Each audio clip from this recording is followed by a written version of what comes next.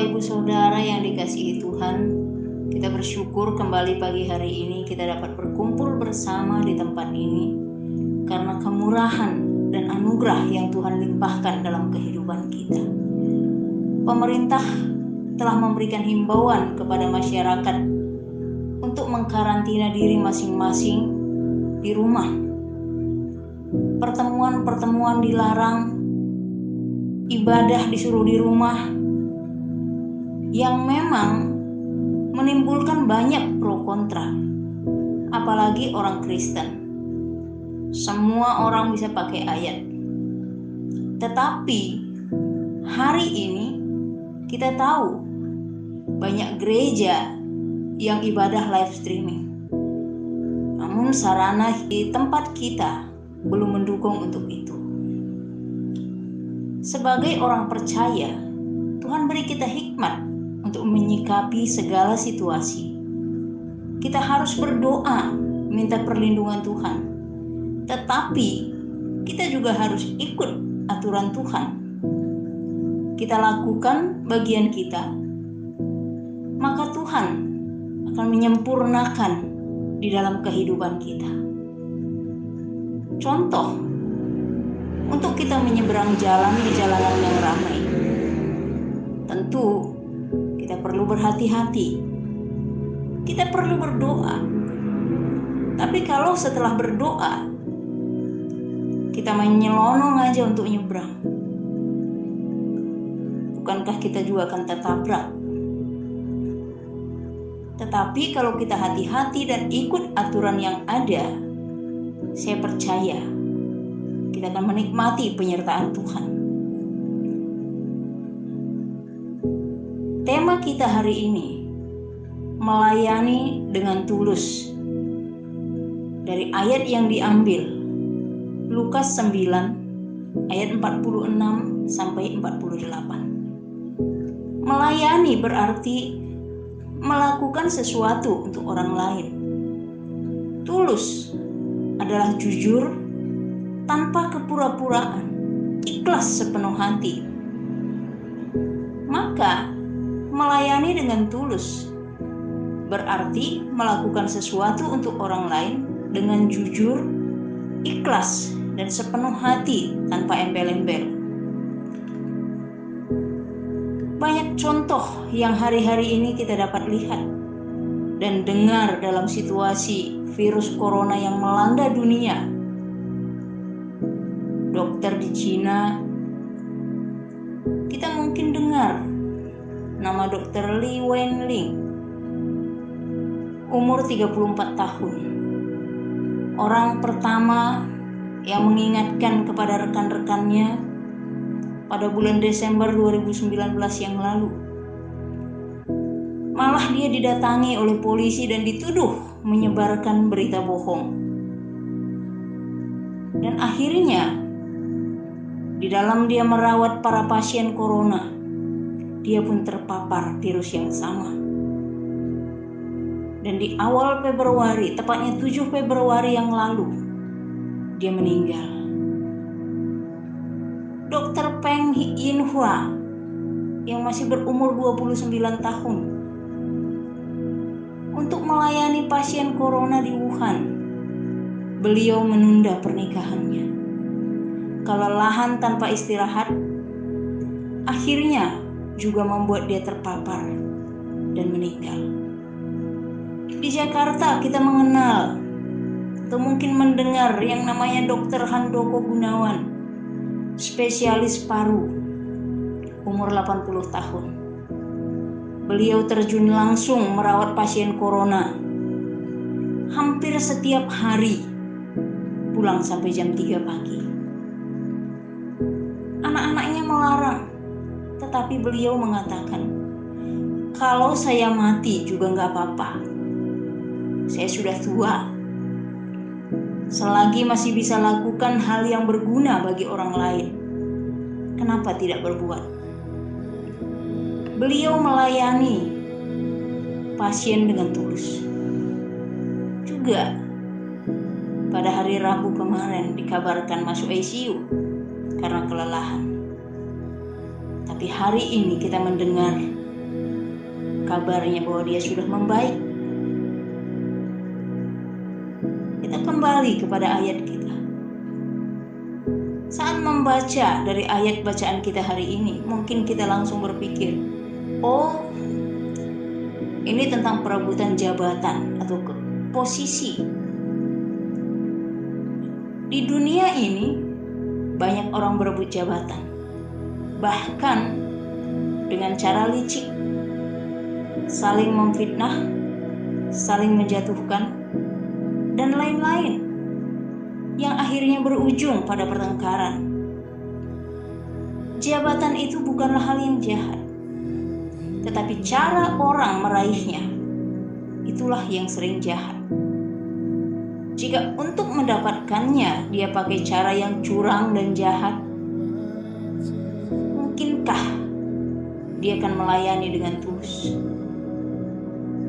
Kita bisa lihat contoh nyata di DKI Jakarta. Pilkada, masyarakat terpecah. Apakah masyarakat hari ini mendapatkan pelayanan yang baik dan mudah? Kita bisa tahu, kita bisa melihat semuanya. Firman Tuhan katakan dalam bacaan kita, saat itu murid Yesus mempertengkarkan siapa yang terbesar. Dan dari itu Yesus menjelaskan bahwa menjadi yang terbesar di hadapan Tuhan. Karena itu, untuk dapat melayani dengan tulus, kita harus yang pertama tidak mengejar jabatan duniawi. Oh, kita melihat di ayat yang ke-46 dikatakan apa yang menjadi pertengkaran.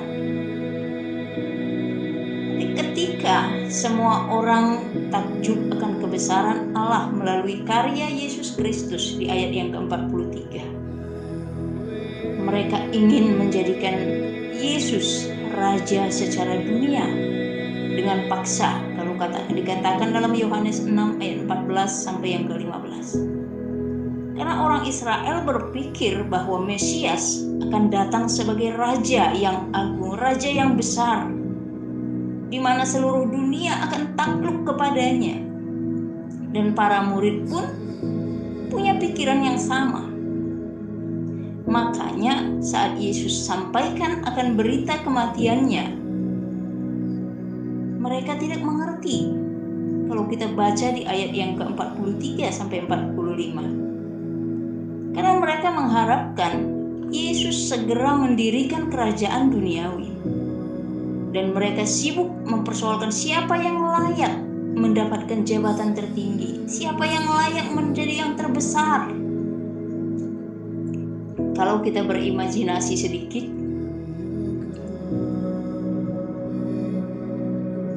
Yohanes mungkin berkata, aku yang paling dekat dengan guru selama ini. Andreas bisa jawab, aku murid yang pertama. Petrus bisa nyeletuk lagi, aku yang lebih senior dan sering diajak guru, jadi aku lebih layak jadi yang terbesar, jadi yang terutama, dan seterusnya, sehingga terjadi pertengkaran. Coba tarik pada diri kita. Dalam kita melayani sesuai tema hari ini, melayani dengan tulus, sudahkah kita melakukannya seperti tema kita? Mungkin dalam hati kecil kita berkata, aku melayani karena gak enak sama gembala, disuruh terus sama orang tua, dikasih jadwal sih. Aku melayani kan orang melihat aku sebagai pelayan Tuhan. Anda melakukan di gereja, tetapi itu Anda lakukan untuk Tuhan. Di hadapan Tuhan, hati dan motivasimu semuanya terbuka. Jika Anda melayani karena A, B, atau C, bukankah sama saja Anda mengejar posisi dunia? Jadi, mungkinkah Anda melayani dengan tulus? Silakan jawab sendiri. Dulu, ada anak youth kita mau kesaksian jika ada gembala, jika ada Pak Tobi. Ada juga yang bisa main musik di umum, tapi ketika disuruh main gitar saja di KAA, katanya grogi melihat anak-anak. Saya juga bingung. Melayani dengan tulus bukan mencari tempat yang nyaman bagi kita, tetapi apa dan dimanapun Tuhan menempatkan, aku mau lakukan dengan sepenuh hati. Karena aku melakukannya untuk Tuhan, meskipun di hadapan manusia, bukan untuk dipuji oleh manusia. Karena aku tidak mengejar jabatan dunia ini. Yang kedua, kita baca di ayat yang 47. Katakan bahwa Tuhan mengenal pikiran mereka, mengetahui pikiran mereka. Jadi yang kedua, sadari bahwa Tuhan mengenal pikiran kita. Ibrani 4 ayat 13 katakan, dan tidak ada suatu makhluk pun yang tersembunyi di hadapannya, sebab segala sesuatu telanjang dan terbuka di depan mata Dia, yang kepadanya kita harus memberikan pertanggungan jawab. Semua terbuka sampai kedalaman hati kita. Tuhan tahu. Mungkin saat para murid meributkan siapa yang terbesar, ucapan mereka tidak langsung didengar oleh Yesus. Tetapi firman Tuhan katakan, Yesus mengetahui pikiran mereka. Yesus yang sama juga sangat mengenal pikiran dan hati setiap kita. Tidak mungkin satu hal pun disembunyikan di hadapannya. Bagi Dia, pikiran kita sama dengan perkataan yang kita ucapkan. Dan bisikan kita kepada sesama mungkin sama dengan teriakan. Maka kalau saya katakan kita harus menjaga pikiran dan motivasi kita dan memikirkan yang baik. Seperti apa yang dikatakan Filipi 4 ayat yang ke-8. Kalau kita bertanya bagaimana caranya supaya saya bisa menjaga pikiran saya sesuai firman Tuhan, saya katakan bacalah firman Tuhan secara teratur, supaya firman itu yang mengisi hati dan pikiran kita. Jadi bukannya update corona terus, jadi lupa baca Alkitab. Yesus kalau kita melihat mengajar muridnya, dia menggunakan anak kecil. Ketika dia tahu pikiran mereka, mereka memikirkan tentang jabatan, tentang posisi. Yesus mengambil seorang anak kecil, menempatkan di sisinya. Anak kecil yang masih bergantung sepenuhnya kepada orang dewasa atau orang tuanya. Anak yang sering tidak dianggap dan diabaikan. Bahkan banyak orang menganggap anak kecil hanya mengganggu bagi orang dewasa. Tapi anak kecil tidak memikirkan bagaimana supaya dihormati, bagaimana menyelesaikan masalah ini, bagaimana saya besok makan, posisi apa yang harus saya kejar, jabatan apa yang perlu, dan sebagainya. Mereka tidak memikirkan hal itu. Anak itu percaya penuh kepada orang tuanya. Jadi Yesus mau kita belajar dari kepolosan pikiran dan kebergantungan anak-anak kecil kepada orang tuanya, untuk kita juga bergantung sepenuhnya kepada Tuhan. Karena Dia mengenal pikiran kita. Dia mengenal hati kita. bahkan segala keinginan kebutuhan kita pun tidak tersembunyi di hadapan Tuhan. Melayani dengan tulus. Ingat, kita tidak mengejar posisi duniawi. Tuhan mengenal hati dan pikiran kita. Yang ketiga, di ayat yang ke-48, kita melihat bagaimana Yesus menyatakan kepada para muridnya tentang anak yang kecil, anak yang mungkin tidak berdaya, anak yang sering dianggap kurang penting. Tapi Tuhan mau kita belajar dari Dia, memiliki kerendahan hati.